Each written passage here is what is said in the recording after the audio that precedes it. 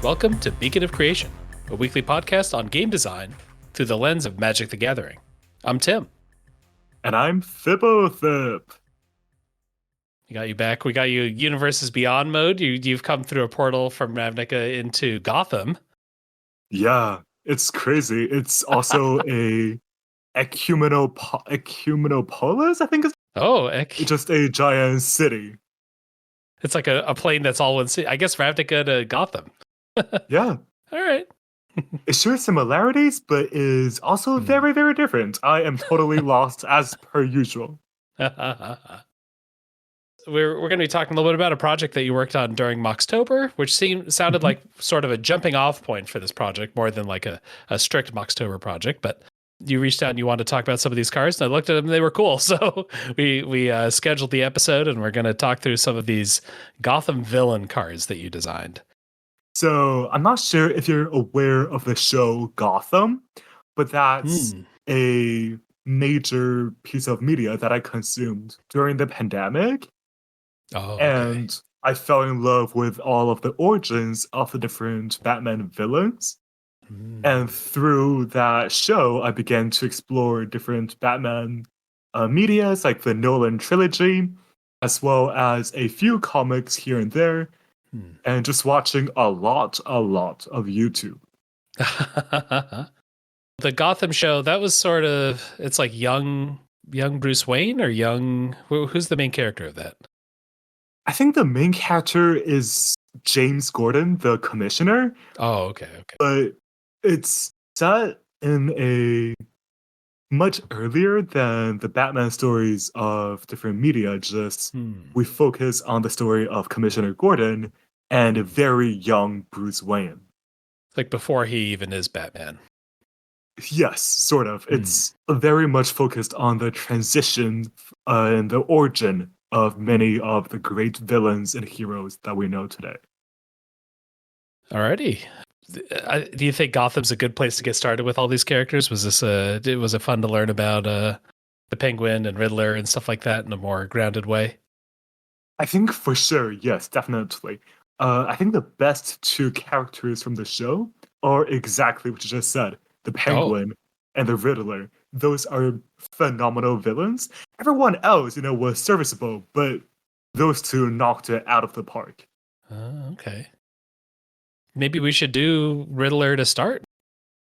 Sure. He is Edward Nygma or Edward Nashton. The origin story went something like this.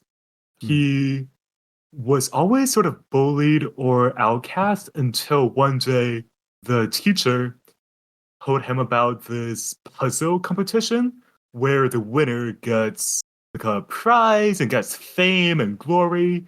And he worked all day, snuck into the school to practice the puzzles.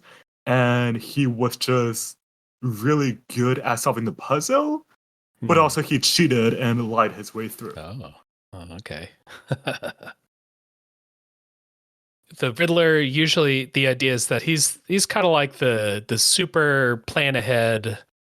I guessed what you were going to do, Batman. I haven't even been in this room in a month, but I left clues specifically for you to find. Yes. And I'm hoping that you figure them out because toying with you is my favorite thing. He's extremely intelligent, and he also loves, playing with Batman and being like, hey, solve this clue of this crime that I committed. Another really cool thing about Batman villains is each one of them is a reflection of a certain part of Batman. For example, the Riddler is a reflection of Bruce Wayne's intellect. The ability to plan and all of that. Yes, and being the world's greatest detective. So if I'm thinking of a Riddler magic card, it's got to have some sort of component of the opponent guessing or figuring out something. Either, you've got secret information that they have to guess or something in that domain. What did you end up doing for the Riddler? So for the Riddler, I was really inspired by Sphinxes of magic. And I was toying around with how can I make the opponent guess, but also reward you. So my card for the Riddler cost 1, 2 blue and 1 black for a legendary human rogue. It is a 2/3 with when the Riddler enters the battlefield, look at the top 5 cards of your library and separate them into a face down pile and a face up pile. Target opponent chooses a pile. Put the chosen pile into your hand and the remaining cards into your graveyard. They lose life equal to the total mana value of cards put into your graveyard this way. Oh, okay. So this is like a bigger, more dangerous version of like an Atris.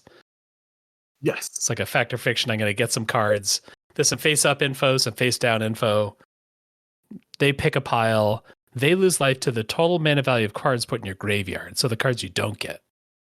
Yes. So either way, you win, but your opponent has to solve this really tricky puzzle of which is a better deal for them. And if they don't solve it correctly, they lose a lot of life and you draw a lot of great cards. I have new kind of piling opportunities that I wouldn't get with other cards like this because I could be trying to maximize the amount of damage that the opponent takes, or I could just be going to draw a bunch of cards. Yes, and I think this mind game captures exactly what the Riddler is all about. Yeah, I think the life loss pile, that's some technology that's got a lot of potential. Like, I think of with like a fact or fiction that it's just like, I'm coming out ahead. I've got a creature. I'm drawing 3 cards. Like, the life bonus the life thing is just kind of a bonus.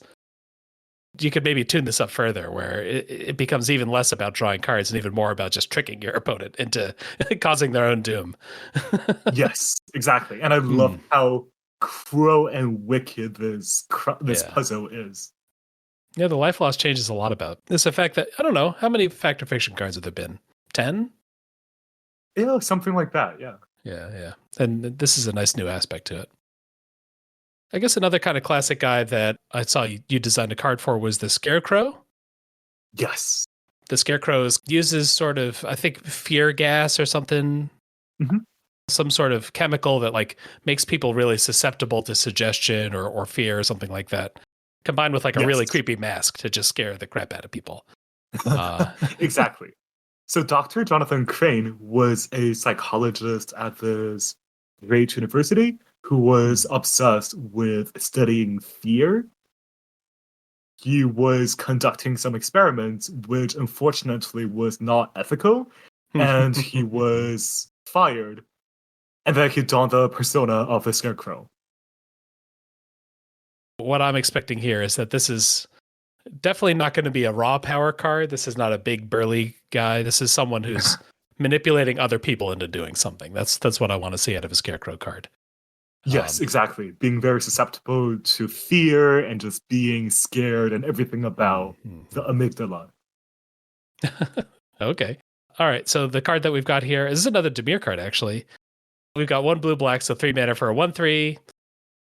And then it has this first clause here. Whenever one or more creatures with fear attacks, the Scarecrow connives. Connive being from New Capenna. And then tap target creature with power less than or equal to the number of cards in your graveyard gains fear until end of turn. Goad it. All right. So it's a 1/3. We've got 3 mana 1/3. So it's all about these abilities. It's going to connive, so eventually it'll get a little bigger, hopefully. And then this tap ability, I'm going to give something fear and goad it. But you've got kind of a limiter on here. You can't just fear anything right away. You have to kind of work up towards that. Yes, exactly. And conniving, when you discard the card, that contributes towards the tap ability. Oh. Okay. It's not the worst if I just fear my own creatures. Like if I'm not playing multiplayer, if I'm just in a one-on-one game, I'm gonna tap the Scarecrow, give my creature fear. It's goaded, who cares? And then that fear creature attacks. With fear, that's the old magic mechanic. Creature can't be blocked except by artifact creatures and or black creatures. I think you're using fear just for the connection of the fear toxin, the like famous Scarecrow thing. Yes. So a lot of the canon magic cards with fear shows them being intimidating or menacing but it was just a much older evasion mechanic.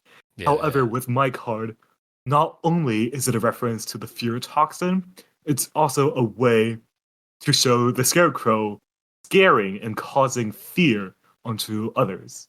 Yeah, and even if one person's attacking because of the fear toxin, there are other panicked people around them. Yes.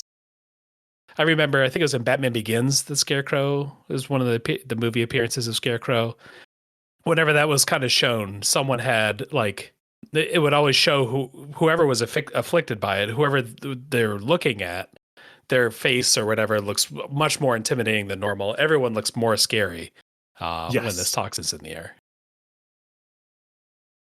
Going back to my previous point about how every single villain is a reflection of one part of Batman's identity.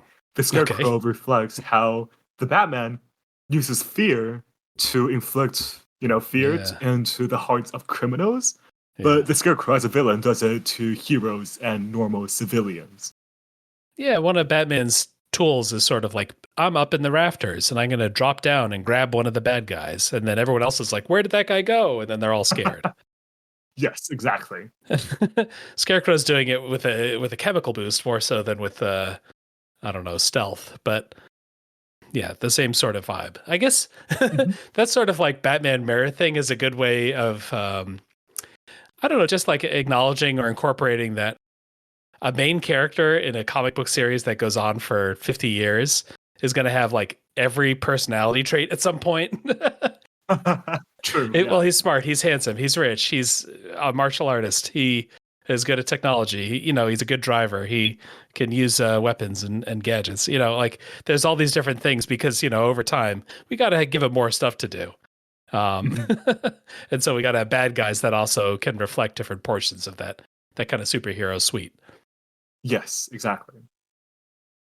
So going back to the Scarecrow card, we don't need much more to enable Scarecrow other than what he does himself. Like you said with the connive, now I can discard cards if I need to get just a couple more cards in my graveyard. I probably don't need more than 3 or 4 cards early and more than like 7 cards late, which is obviously like very achievable for a Dimir deck. Yeah, just overall, I'm really happy with how this design, the two parts just interplay together really well. Yeah. The next villain is my personal favorite, Bane. Bane is born in a prison and through self-determination, through perseverance and coming all obstacles, becomes this incredibly jacked and incredibly tactily intelligent superhuman. This was kind of a 90s villain in my memory. I think I probably was like a teenager or something when I remember learning about Bane. You got to imagine the 90s comic book look of just like humongous shoulder muscles, humongous chest. Bane was definitely born out of that art style. Yes. Bane has sort of like maybe not always, but Bane often has like this, I don't know what it's called, but like some sort of goop or something that like injects into him to power him up. Yeah, it's called Venom. Oh, Venom. It's confusing with other comic stuff. Yeah. So Venom is sort of like a steroid, but for comics. Yeah. Yeah. And it's cooler looking. He's got tubes in his back. And it's green slimes. We all love green slime. Yeah. It's cool. It's the cool Image comic style to me. The veins popping everywhere. I think Bane also makes for a pretty fun like video game character because you have sort of the built-in second phase of the boss, right? You're fighting the boss normally. I played some of the Arkham Asylum games, and you're fighting him normally, and then now, phase 2, he's going to hulk up to be like twice as strong. Yes. And then probably the most famous thing about Bane is that like he had a showdown with Batman where he actually like paralyzed Batman. Yes, exactly. A lot of the villains don't really affect Batman much. However, since Bane's inception, he was designed to be the one who breaks the Batman. Alrighty, yeah. And so we're expecting something that's like going to be pretty brawny, maybe gets more brawny over time. I think of monstrous as like a Bane, a keyword that would fit Bane pretty well. Mhm. Going from one level to an even higher level, that's more frightening. But what did you end up with?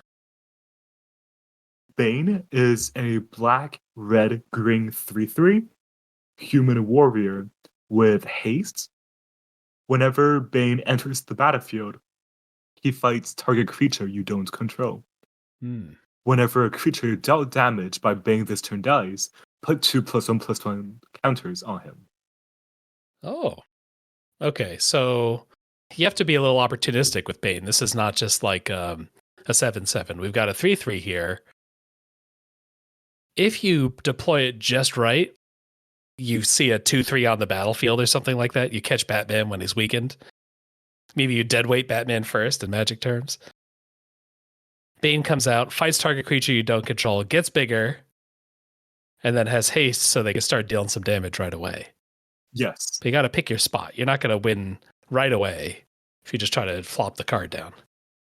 One aspect of Bane that I really want to highlight is not only is he really physically menacing, his Yeah. mind, because of all the books he read in Panadura, just allowed him to have superhuman intellect and martial prowess. And because of that, the ETB effect is a must. It's not a you may have him. It's he will fight, but you must play it strategically. Yeah, yeah. And that's pretty cool. We got Jund here. If this is your favorite character, you must have a reason that you win Jund. I think for me, why I chose Jun was I view him as a sort of social Darwinist, but also wants to Okay. inspire hope, but a sort of twisted hope in the Gotham Knights. If he can rearrange society a little bit, then everything's going to turn out great. Like, Yeah. So he's sort of Vorinclex like in the sense of he believes that power and might and just absolute merit is the way to go. I've been watching the Harley Quinn cartoon the last couple months, which is more of a comedic take on all the characters. He has kind of an extra component to his character in that cartoon that is pretty enjoyable, where he's this big, overwhelming, powerful presence, but he also like, if a boss or if someone really talks down to him or something, like at the right time, he's just kind of like, oh yeah, okay, yeah, I guess I'll do that. Maybe it's the survival of the fittest element where he tries to be the biggest, and if he fails to be the biggest, he just kind of accepts it. But someday, I'm gonna get big enough again. Yes. Yeah. It's a different vibe from most Batman stuff. It's definitely comedy first. Yes. How Batman is such a flexible character and all the universe is so flexible that it can fit into the more dark and gritty as well as like the more lighthearted and just I love all depictions of Bane. Yeah. Bane's cool. He's big. Mhm. You got a couple kind of fun ones in here. Do we want to maybe talk about Eraser? Yeah, sure. For my project, because I needed 31 villains to stretch beyond just the really iconic ones like the Penguin, Poison Ivy. So I watched a lot of different YouTube videos about really obscure and weird and unknown villains. So one of the ones that I found was Eraser. His entire shtick, his entire gimmick is cleaning up after the crimes of the villains in order to not leave any evidence behind. Oh, it's like a fixer, kind of helping other villains by masking their tracks. Yes, exactly. And so card wise, I wanted him to show, cleaning up or obscuring or just somewhat messing or tampering with the crime scene. Okay. He is a 1 white for a 2/2 human rogue. When Eraser enters the battlefield, target opponent reveals their hand. You choose a card from it with mana value 4 or greater and exile that card. For as long as that card remains exiled, its owner may play it. A spell cast by an opponent this way costs 2 more to cast. So slowing down, giving you a bunch of info and then slowing down big cards. So you choose a high mana value card, exile it, and then they can cast it, but it costs even 2 more than it used to. Is he going to a crime scene, cleaning a tiny bit? He's not, like the best villain, so he can still, your opponent can still cast it. It's just tiny bit harder, tiny bit.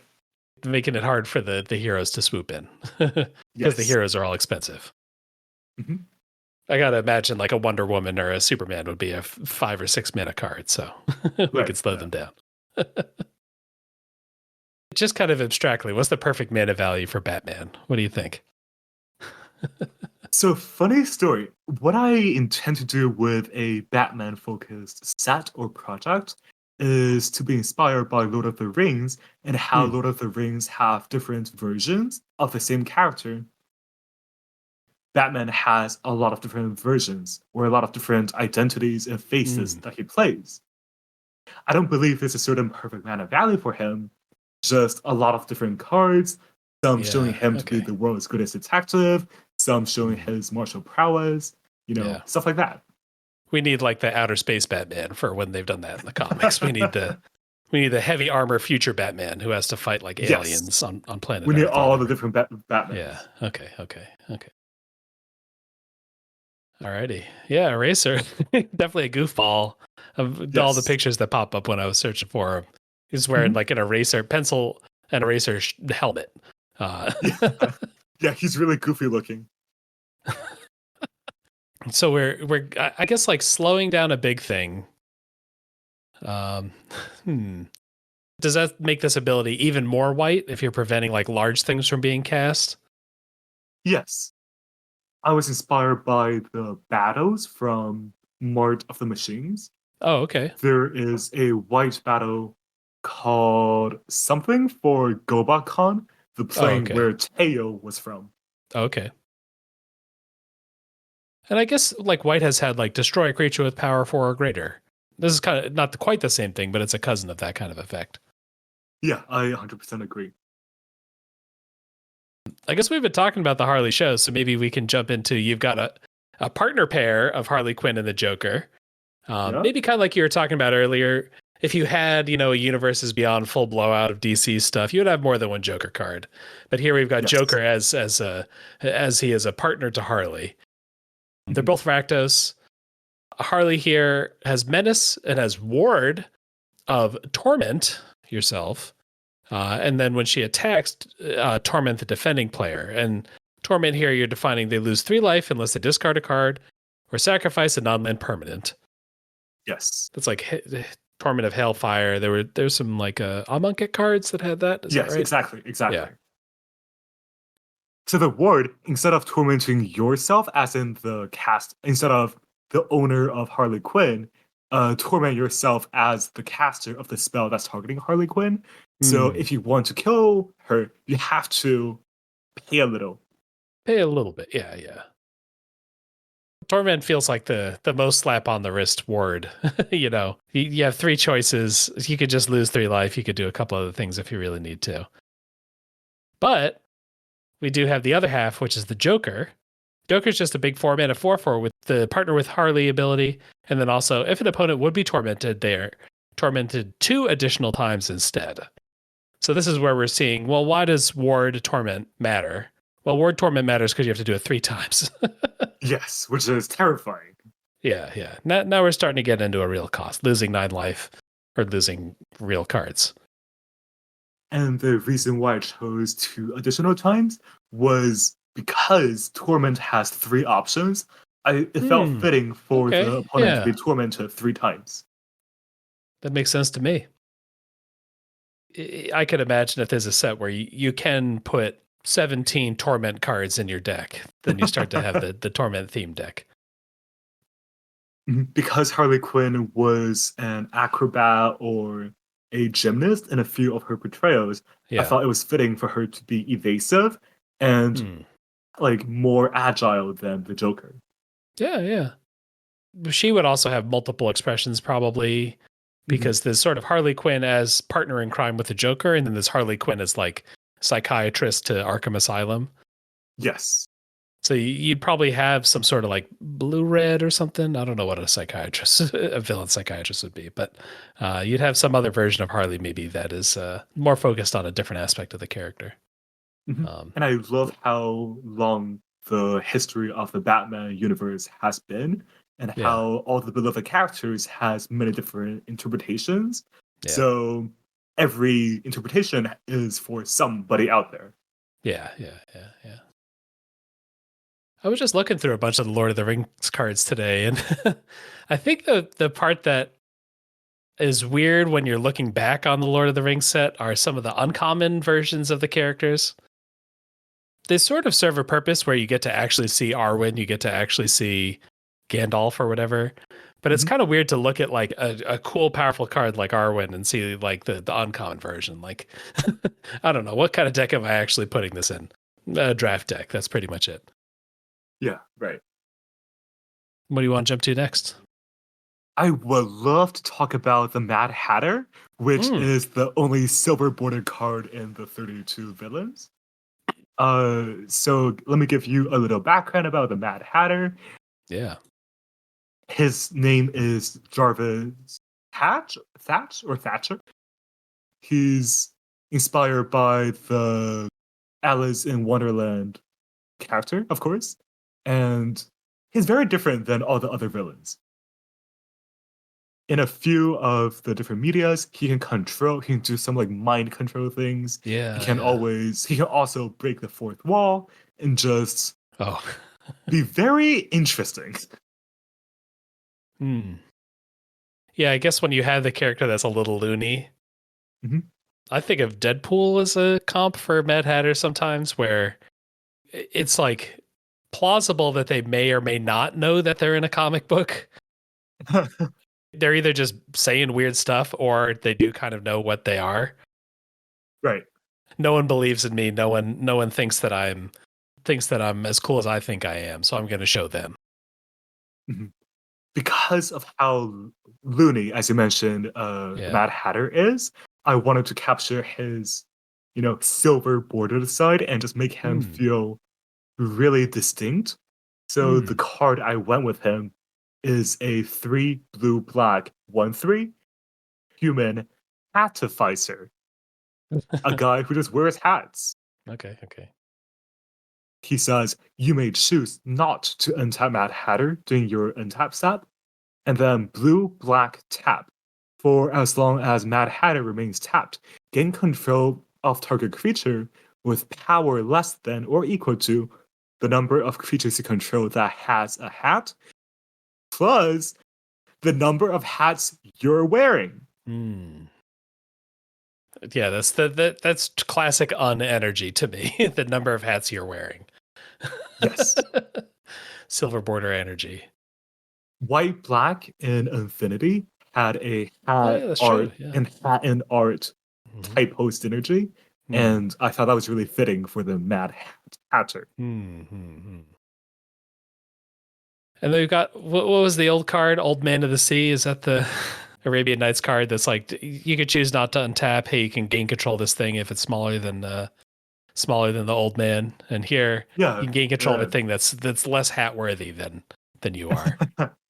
Yeah, there's a Uh, few different cards like the Dalken Shackles, I believe, oh as yeah, well as a yeah, yep. few Esper legendary creatures and blue creatures and just a lot of creatures that you may Hmm. choose not to untap. Yeah. And if as long as it's tapped, you gain control of target creature. Hmm, hmm, hmm. Yeah, the number of hats you control. Once he gets the hat onto you, now he controls you or something like that. Like he has like a whole bunch of hats to control people with, but maybe it's just him and all of his hat buddies team up to psychically control someone else. Yeah, and I think that there's a few different variations of the character.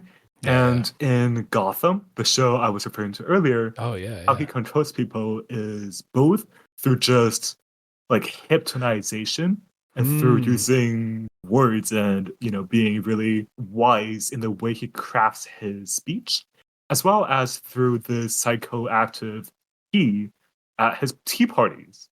yeah, okay. Mhm.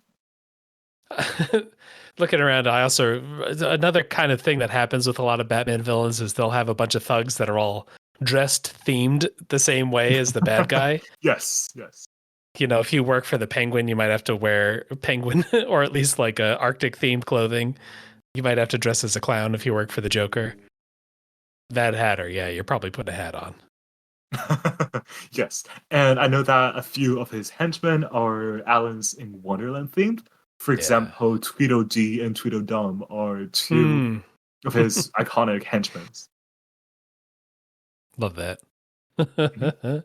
We need the untoken that's 75% drawn in generic thug guy and then like a white spot to draw what his costume is, what bad guy he's working for. Yeah, that would be really fun. Does he have a hat? Does he have makeup? Does he have, yeah, what? Overcoat, whatever. Yeah, yeah. Yeah, yeah. Another card that I actually don't know this villain very well, but I enjoyed reading this card, which is for Firefly. This is kind of Mhm. like a pyro weapons specialist bad guy. Do you know much about him? Yeah. In the Gotham show, she Hmm. was a woman, but in other Hmm. portrayals, he was a guy. So it's a lot of different people who don the same Yeah. identity, Yeah. but essentially he or they, I guess, I'm not really sure. Like there's a lot of different characters. There's a lot of fireflies. Yeah. Yeah. Um, Yeah. but yeah, what their whole gimmick is just being pyro technicians, blowing things up. Yeah, Just having flamethrowers, just napalm, having whatever else fun you with got. fire. Yeah. Exactly. Yeah. Yeah. Yeah. Yeah. And the card that you got here, I kind of just liked as a magic card, not knowing the flavor of Firefly. Or it seems like Firefly's flavor is uses weapons. Uh, Yes, it's just very straightforward. yeah. And so we've got a card here. I think the exact stats on here are kind of part of what was interesting to me. We've got one red, red, so 3 mana for a 1/1. It has flying, prowess, and haste. The prowess is really key because it's the trigger here is whenever Firefly deals combat damage to a player, exile up to that many cards from the top of your library. Until the end of your next turn, you may play those cards. So the prowess here is like kind of key. What I want to hit for a couple damage, exile a couple cards, and then next turn cast all those exiled cards to get my power back up to hit again to get a couple more cards exiled. I have to be casting spells to kind of get this off the ground, but once I do, it can have a really good pace. I can be getting 3 or 4 or 5 cards to choose from every turn and cast the best 2 or 3. Yes, exactly. And I think that really plays into her ability to just, throw fire around, be a Yeah, really yeah. adept artificer, and just, have fun with fire. I think the other piece I kind of appreciated is like it's an equipment based character thematically, and it plays like okay with equipment. It doesn't say equipment on there, but if you Mhm. you get 2 extra power out of an equipment on Firefly and they're a 3/1, well, you cast that equipment, so maybe it's a 4/2. You got your prowess trigger. You hit for 4, you see 4 cards off the top. Maybe you spend some more mana to cast something this turn.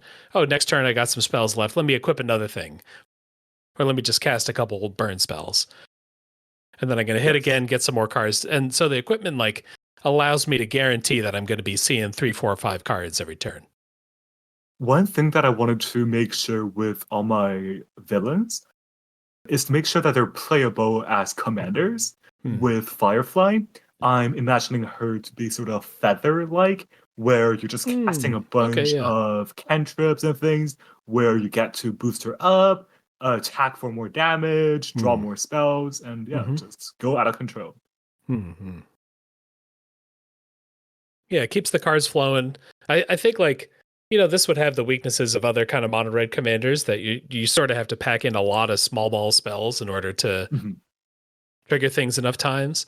But all the card flow means you can at least find the best ones. You can at least, look at 5 cards a turn and pick the 2 best cards every turn to play. You're not quite like some burn commanders where you're really dependent on the top of your deck being good. Since you're most likely playing a mono red deck, and you won't have access to Laboratory Maniac or Jace or Thassa's Oracle, I just wanted to make sure that you don't accidentally mill yourself out. So I roll exile up to that many cards. Oh, up to. Okay. Just in case, just in case. All right. And I guess, my hand's full. I've already got stuff I want to cast. I don't need to exile anything. Yeah. Mm-hmm. All right. What else you want to bring up here? So I want to bring up Solomon Grundy, which is a character named in a, I think, English nursery rhyme. So his entire shtick is being a undead, writhing mass, sort of, who just comes back stronger and stronger every single time. Does not die, but is gone for a bit and then comes back. Yeah. My impression of Grundy is like just bad things happen to him all the time. It's kind of he just has like a rough deal in life and just keeps going on. He's just still there. Yeah, which is unfortunate, but it is an excellent villain. He's a zombie, or I don't know if he's technically a zombie-like. Zombie-like. And always coming back. Card-wise, I made him a 2 black 4/4. When Solomon Grundy is put into a graveyard from anywhere, this could be from your hand when you discard, from graveyard when you die, just anywhere. Put 2 +1/+1 counters on him. Counters remain on Grundy as he moves to any zone other than a player's hand or library. And you may cast Grundy from your graveyard if 3 or more creatures died this turn. Interesting. Whenever you can have a chunk of rules text in the first 2/3 of a card, you're like, why? And then the last line comes in and says, oh, that's why. Yes. That's always like a fun thing to read here. So when it's put in the graveyard, put counters on him. Useless, normally. And then counters are made on him as he moves around. Also, that doesn't quite help me yet. Though maybe I can reanimate him, I'm sort of thinking maybe. But then he has a built-in clause. You can cast him if 3 or more creatures die this turn. That's like a decently high bar, 3 creatures dying. Like even if you're like some sort of Golgari sack deck or something like that, you got to work a little hard to get 3 creatures to die. But in exchange, you get like something that starts as a fairly large creature. And only gets bigger. Yeah. So this card was inspired by Skullbriar, which is a commander card. However, I wanted all my cards to not only be functional as commanders, but also in 1v1, casual play, non-commander play. I wanted to still be functional. Yeah. So the third clause, castable from graveyard, is to ensure that even if you're not playing commander, you still can return him without zombify effects. Yeah, Skullbriar is kind of it was a pretty striking card when it first came out, this idea that I'm going to keep counters as they move around. But it also starts as a 1/1. It doesn't grow very quickly itself. It grows one at a time itself. It's more about like, how can I be over the top and kind of crazy and abusive with the card? Like, what can I do to combo really explosive things? Whereas Grundy's giving you a more fair deal. It's like, I start kind of big, I get kind of bigger every time I go to the graveyard. And the clause to get me out of the graveyard is, kind of tough.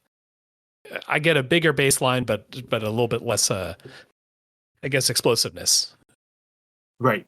And I'm personally not the biggest fan of combo decks. I'm more of a, quote unquote, fair kind of deck enjoyer. Yeah. So this is much more my cup of tea. Yeah. Alrighty, yeah. Kind of like Bane, he's just like big. He's just drawn huge. Yes. So it would be kind of weird if he had to start as a 1/1 or something. That's a little too small to give him. Yeah. I think the last of the villains here that you've got is Carmine Falcone. I'm sure some comic has given him superpowers, but normally it's depicted as kind of like a Godfather sort of bad guy, Yes. untouchable by the police. When we're in Detective Batman mode, when we're solving like ordinary murders, Carmine might be behind it. Mhm. I think a really interesting part about Gotham Yeah. is not only is it infested with, clowns and killer crocs and like all these weird comic villains, Yeah. there's also more grounded and gritty villains like Carmine Falcone. Yeah, yeah. We kind of go back and forth between the super over the top Batman things and the like street level Batman things. And it does make the Riddler, I think, a little bit cooler when the Riddler is like operating within normal laws of physics and stuff. I don't know. Yeah. It makes it more of like a crime thriller more so than like the absolute goofiest thing you've seen. Yes. For Falcone, what I wanted to capture was him, bribing and just having connections all over the place. Hmm. So for him as a card, I made him 2 white and black for a 2/3 human rogue. Mm-hmm. Whenever a player attacks one of your opponents, that player creates a treasure token.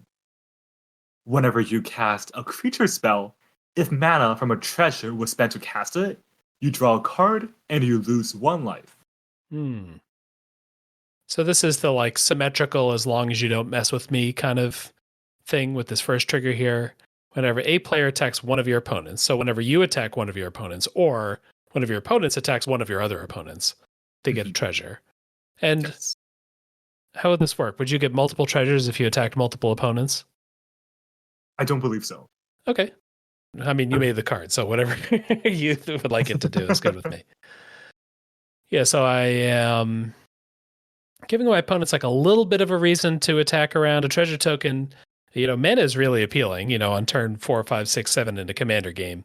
Even just one treasure is enough for me to send this 4 damage somewhere else. Right. Yeah.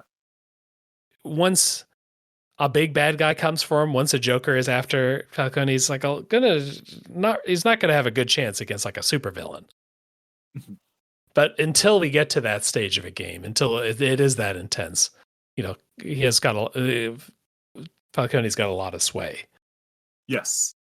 So both effects play into the, bribe, corruption, politics sort of vibe. The first one is a very like political effect. It's just, and then the second effect is whenever you cast a creature spell, if you kind of bribe it, you get to draw a card. It kind of works on its own. It supplies a little bit of treasure and can use a little bit of treasure. Or if I want to build the treasure deck, well, I'm almost like every creature spell I cast does something about treasure. And so now I get more treasure to cast more creatures, to draw more creatures, to cast more creatures. So I can make my all treasure. When this enters the battlefield, create a treasure. When this dies, create a treasure. I can have enough little treasures to try to chain off a lot of creatures if I want to make the treasure mobster theme deck. Yes, and I think that's really flavorful for him as, the kingpin of Gotham. Yeah, and you could imagine this would hook into more cards. If more cards existed in this universe, thugs and whatever are stealing treasure, they're paid by treasure, those kinds of themes would fit well on more than just one card. Alrighty, yeah. That's like a nice satisfying pack of cards here. I think you said you had a surprise though at the end here. Yes. There is a surprise villain. So he is also a silver border, and his name is Calendar Man. He is themed around committing crimes around holidays. Because this is a project I made in October, I wanted Calendar Man to be the final villain. He appears on Halloween. Effect-wise, he is a 2 black 2/2. When Calendar Man enters the battlefield, target creature you don't control gets -X, -Y until end of turn, where XY is today's date. All right. I think the funniest part about this is if you play this in different countries, you get different effects. Yes, play this in America. Yeah, it's much better at killing creatures in the US. Though I guess maybe more variable within a month because it goes from just a -1 to a -30 all within 1 month. Whereas if you just Right. play it towards the end of the year somewhere else, in Europe or something, you've got a kill spell no matter what. You've got a chupacabra. True. And this card was directly taken and given credit to Oh. Schwa, who Oh. was an incredible designer who designed the Marvel Cube. Hmm. Did they make the card and then you pulled it in, or you were talking with them and then they gave you the tech? Yeah, exactly. I was talking with him and I was like, hey, do you have any ideas for Calendar Man? Because for me, I was just, how do you convey the idea of committing crimes on holidays? I knew I wanted to be Silver Border just because that's like a very weird and specific thing to do, but I just did not really have much ideas. Yeah, yeah. A earlier version I had was, spells you cast related to a holiday, cost less, maybe? I don't know. I didn't know. And he suggested this, and I'm just like, oh my god, thank you so much. Can I use this? He's like, yes, please, go ahead. So he is incredible. Oh, okay. That does make me think of like, how would you do this without referencing real world days? Mhm. I guess maybe if you said like, if it has a special effect on like exactly turn 8 or turn 11 or something like that. Right. Like 2 specific days that you have to kind of plan to, or turns days, whatever you want to call that, they have to plan for. But even that is kind of at least digital, like tracking, like, are we on turn 11? I don't know. Are we on turn 11? Exactly. And I think just like looking at your phone, looking at the calendar, be like, hey, what day is today?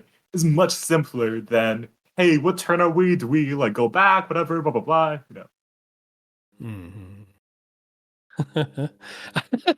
When I was looking at Calendar Man stuff to see what he kind of normally looks like, Calendar Man's name is Julian Day. So the Julian Calendar and his last name is Day. Yes. Come on. Exactly. A lot of the Batman villains have really, specific names. For example, the Riddler, it's Enigma. Yeah. Enigma. Edward Nigma. Yeah. And to conclude this project, I just wanted to read the quote, the flavor text on Calendar Man. Okay. Funny thing, Halloween in Arkham. It seems redundant here. Within these walls, the monsters are on display year-round. That feels like a quote that might have come from the Arkham Asylum games. Alrighty. Yeah, these are great. It's fun to like guess how a bad guy should work and then sort of see the execution of the card. Yeah. I think if people have like other versions of these famous characters, I'm kind of interested in seeing, kind of like we talked about with Harley and Joker. What's the standalone Joker card like? What does he do? What's Joker while he's tormenting Batman? What is his specific like grudge card that he has? So if people have ideas for those, if they know some of these cards, know some of these characters, yeah, we would love to see. Yeah, send them to us in Discord. Mm-hmm. Alrighty. You took a break from your League of Legends 4,000 cards to work on 30. Yes, it was 30 a something DC cards. Yeah. Alrighty. Well, that's about it for the main content for the episode. But as usual, we want to remind people about our monthly design challenge. So for December here, we've got December. Design a monocolor card that produces an off-color effect through the combination of 2 on-color effects. The kind of classic example is a blue card that puts a creature on top of its owner's library, then makes them mill. It's not technically destroy target creature, but it kind of is. Let's put a creature into the graveyard. We got bonus points as usual. Juliet was saying, hey, while we're kind of doing these kind of classic Magic things, use one of the 2 classic mechanics, kicker or monstrosity. Everything is one of those 2. It's either a thing you pay as you cast or a thing when it's on the battlefield. And then Platty was on the episode and said, give me December, shiver, make it about snow. So give us some off-color snow or some color pie breaking snow shenanigans. Any color pie breaks that you have in mind that you kind of find fascinating? I don't know. I think the blue, murder spell is very iconic, and Hmm. I think that's a great one. I can't think of any other on the top of my head, but I do love to Okay. see color bendy effects that technically works, but also just vibe wise is not it, Like that's sick. That's sick to me. Yeah. All right. Yeah. But we can get those kinds of cards too. You don't have to be like the most hardcore color break like the blue card. If you just get uncomfortably out of the normal space for Mhm. red, we want to see those cards too. Whatever you want to come up with, we're going to review them on the show. This is everyone's way to get their card read on the show. So give us what you can come up with. And that's our podcast for the week. You can join the Discord to submit your cards, to look at other people's cards. We just wrapped up the You Make the Pack thing. You can kind of see the aftermath of that as we head into the winter break here. Thanks again for coming on, Fibble. Thank you so much for having me. It was a pleasure being here, but I'm going to go back to Ravnica. I'm done with the Gotham. Too many crimes here. We got Too much crimes. Like, I know Ravnica has crimes, but it's very different, There's no League of Evil on Ravnica. All right. If people want to find you, Discord's a good way to do that. Yes, please reach out to me on Discord at Beacon of Creation. And yeah, I would love to meet everyone. All right. You can reach me at Tim F. Riley. Thanks for listening, everyone.